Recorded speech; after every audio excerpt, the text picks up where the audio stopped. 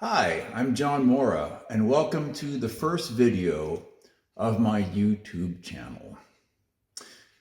I am a painter and something of an inventor of curious studio equipment that you can use to help your paintings. Today we're going to be talking about this grid right behind me. How to draw through a grid. Uh, there's a lot to say about this, but before we get to how to do it, we're going to talk about how to make one. And that's important because these are not readily available.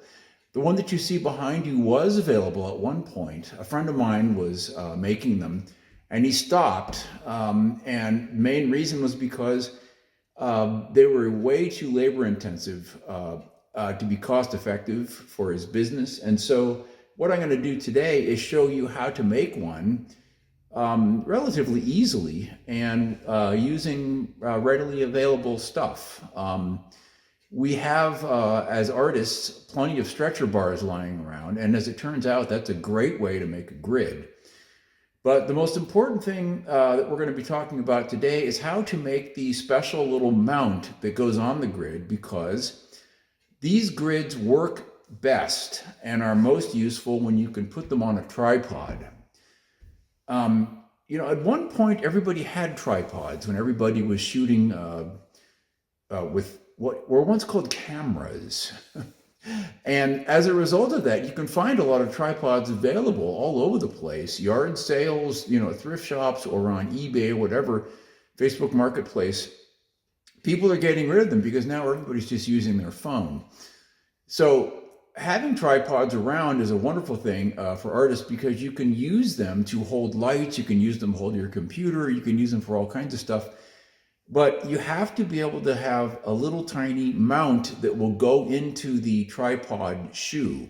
The tripod shoe is a little plate that fits into the tripod that has a little tiny screw inside of it. And so for this project that we're going to do today, we're going to be making the mount that holds the grid that you attach to the grid so that you can put it on the tripod and raise it, lower it, even tip it back and forth a little bit. So that's what we're going to do today. We're going to look at how to make this simple little mounting plate that will go onto your tripod. And so let's get started. Okay, we are down in my basement shop now, and I'm going to be showing you the materials that you need and the tools that you'll need to do this.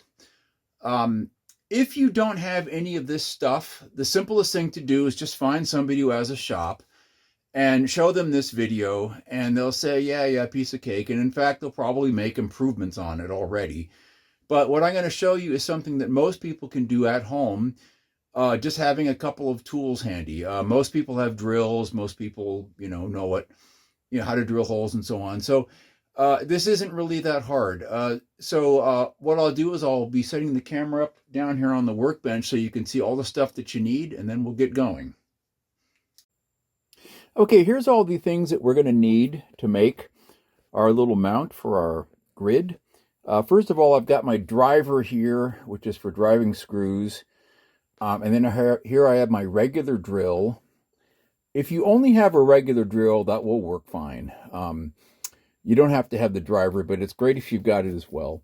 Here I've got a little tiny bar clamp just for holding things while I'm working.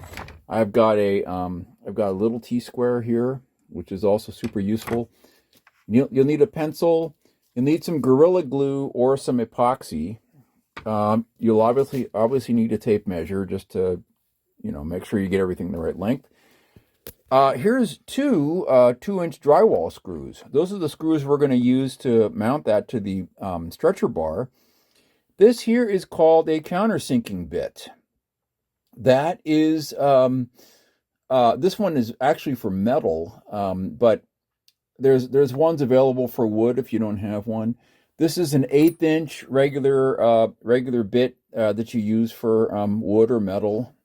This is a 5/16 bit, which you'll also need.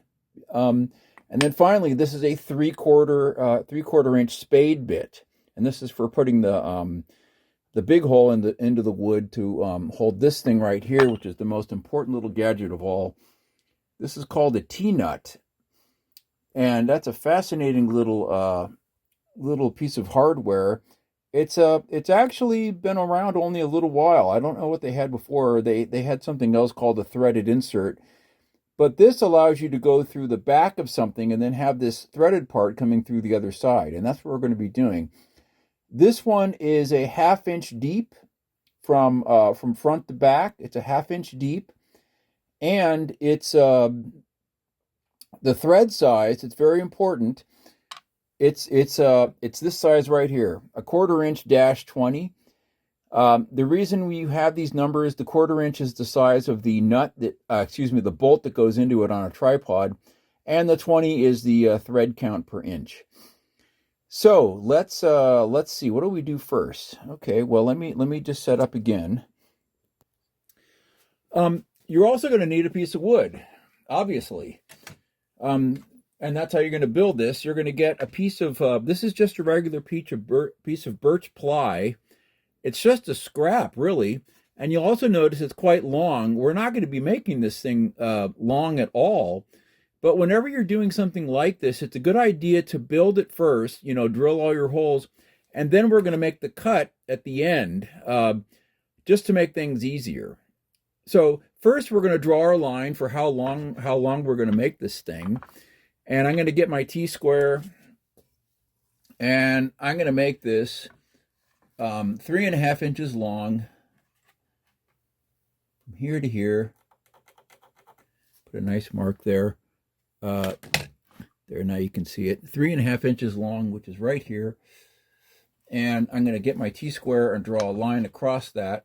And that's going to be where eventually we cut it on the saw. Okay, that should be visible. Good.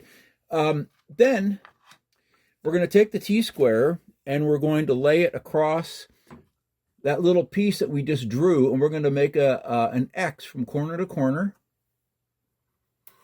So there's one. Now we're going to go to the other line that the line that we drew, and then go to the other corner. And as you all know, that's how you get your wonderful center line, your center mark right there for this little piece, which will be the piece that we're going to be working on. I recommend plywood because it's better. It doesn't disintegrate nearly as much when you're drilling into it. Now comes that clamp that I was telling you about, which I'm going to put on right here.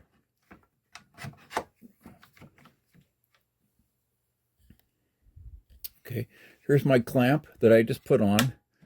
See, it attaches like this. That just gives you a much better, I don't know, it just holds things for you. It's like having an extra set of hands.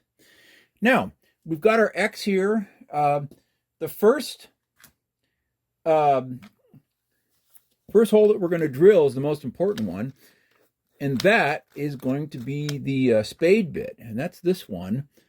This one is rather dull, so if it smokes, that's because it's not in the best of shape.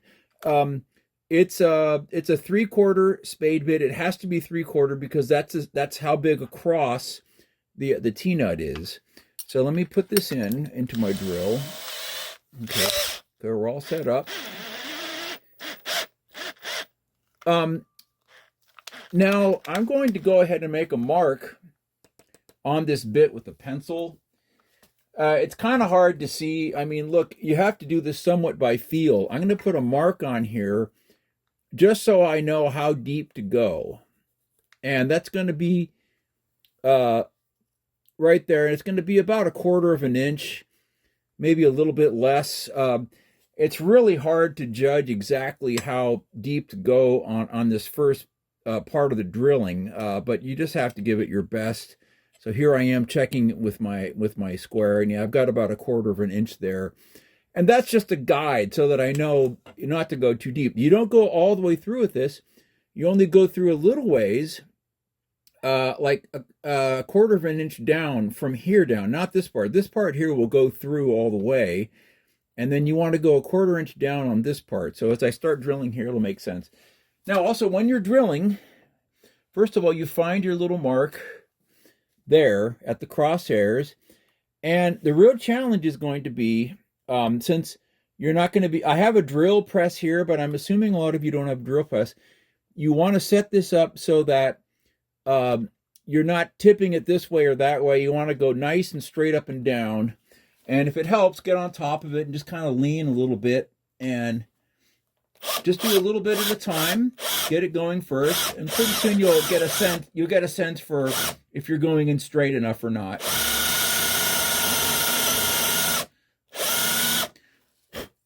So let's see, I got a little bit further to go.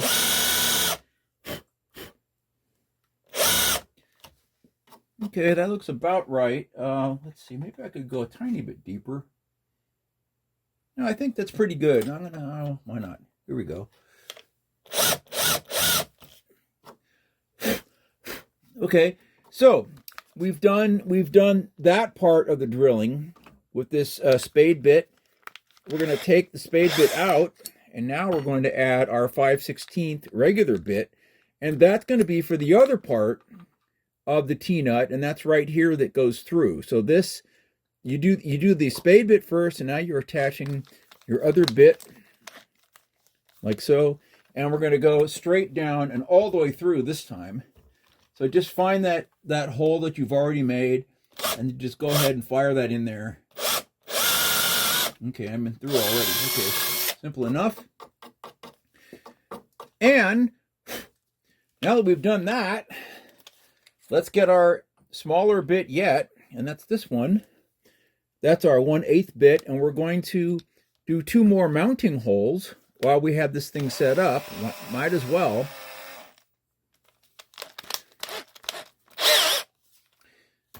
Okay, since we have our crosshairs here, let's get some of this stuff out of here. Whoops. Okay, I'm going to get my T-square again, and I'm going to use kind of just get a good straight line down the middle of this thing. Whoops, my clamp's in the way. Hang on. And I'm going to, what I want is, let's see, if this is 2 inches across, my little piece. So I'm going to make a mark here on the 1 inch mark. And I'm going to put a line just right down the middle of this piece.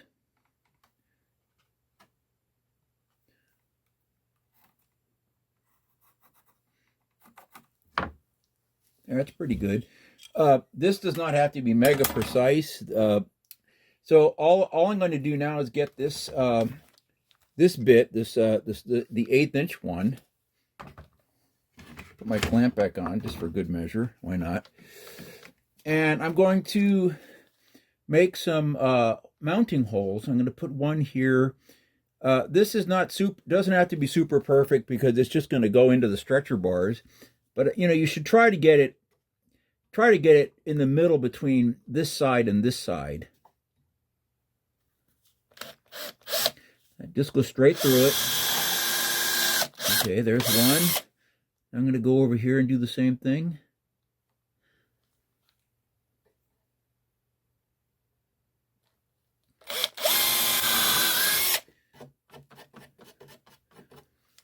Okay, now we're going to take this and flip it over.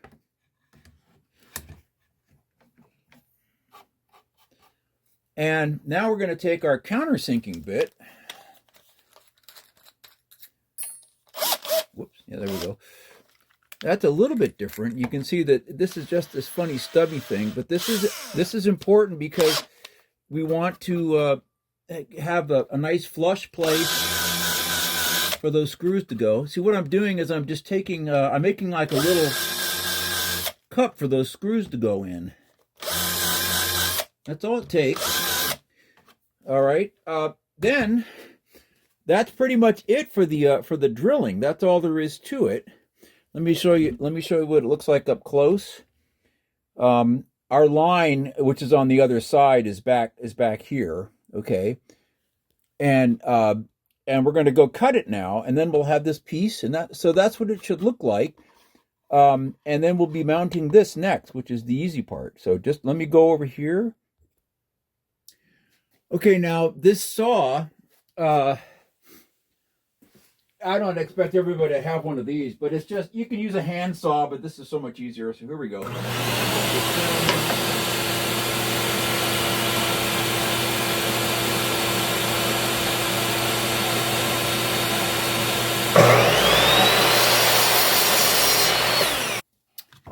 Okay, I have a sanding block here, so I like to take this and just, clean it up a little bit on the edges. Big deal, just make it a little prettier. After all, this is your glorious art studio. Okay, now here comes the fun part. So here's our block. There's our holes. Our countersunk holes are that side, so you want to go on this side.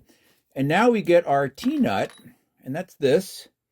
And we're going to drop it into here. And to do that, I like to put just a couple of drops of glue. Now notice, I don't want to put the glue down in that center hole. It's not a good idea. So just keep it here on the sides. If I can get it to come out. Let's see. Just a little drop, maybe, whoops, it's a bit much. Just maybe just on that outside edge. A little, as you know, with Gorilla Glue, a little goes a long way, and this would just help it stick a little bit better. Then you take the T-nut and you drop it down inside that hole, and you can see that it goes right down in there. Now it's not going in all the way like I want it to, because we have to tap it in with something. And what I've been using, because I've been using this big old giant lag bolt, and putting it here and then tapping the top with a hammer. Let me scan out a little. Wrong way. There we go. I'm going to be hitting the top of this with a hammer so that this thing gets pushed into the wood, the little teeth. So let me get my hammer out. Okay.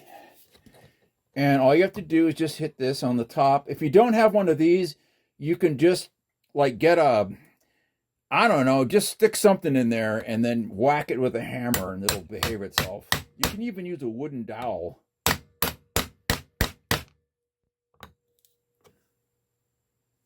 Okay. All right, that came out nice. You see that my threads here are just below that surface. So a quarter inch in is pretty good. And that means the hard part is done. Make sure it's all the way in. Yeah, it's all the way in. Okay, this one came out nice. I like this one.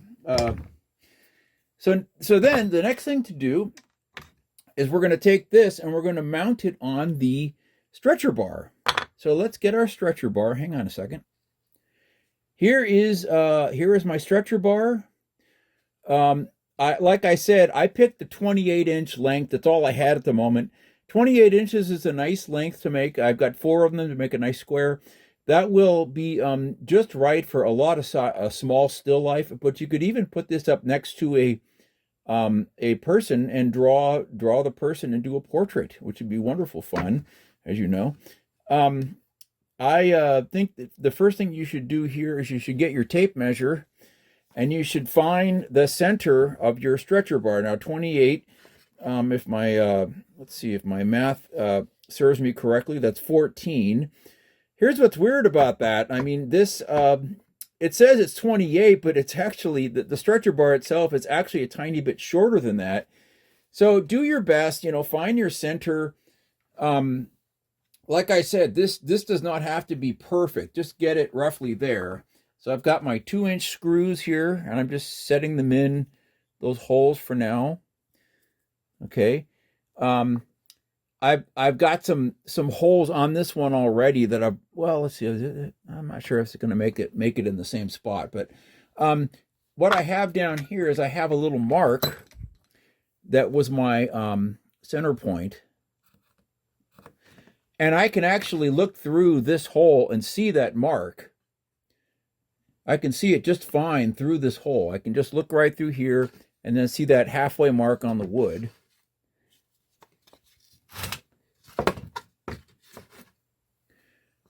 And it's right there. And then I just kind of look down here and eyeball my screws and make sure that they're, not wandering off the side of the wood or anything like that, and splitting the stretcher bar. And then once I'm looking at it and it looks pretty cool, I think, all right, okay, I think this is a take. and I will get now my my driver, which is this one, with the Phillips head on it. By the way, if you have deck screws or hex screws or any other screw that you like, they don't have to be drywall. It just seems to be the one everyone has. Even though they're becoming kind of obsolete. People are switching over to hex screws because they're so much easier to work with. They don't slip as much. As with putting on the car, a car tire, do one side, and then do a little bit more on the other side, a little bit more on the other side, and then that's it. So that is on there, and now you have this nice solid thing that you can mount on a tripod, and that's all there is to it. If you can find another way of doing it, go for it, but this is nice because you put this thing on a tripod and you screw it in and it's not going anywhere, and it's nice and strong. You could have added a little glue underneath this as well, but I don't really see the point. It's on there with those 2 inches. You got those screws going all the way up inside here, so you're good. So in conclusion, next time we'll be taking this and we'll be taking the other stretcher bars and putting the whole thing together. And then we'll be doing the all-important stringing of the stretchers, which is, there are certain things you got to do for it to work correctly. I've developed some systems for doing this that you almost can't go wrong. And then after all that's done, then it'll be time to actually use the thing. And boy, you're going to have fun with that. So thank you for my amateurish production values and everything else. This is my first video. I'd like to say at this point, push the like button or subscribe, but that might be premature. So let me make a few more of these and then we'll talk about that. In the meantime, thanks for watching and I'll see you around.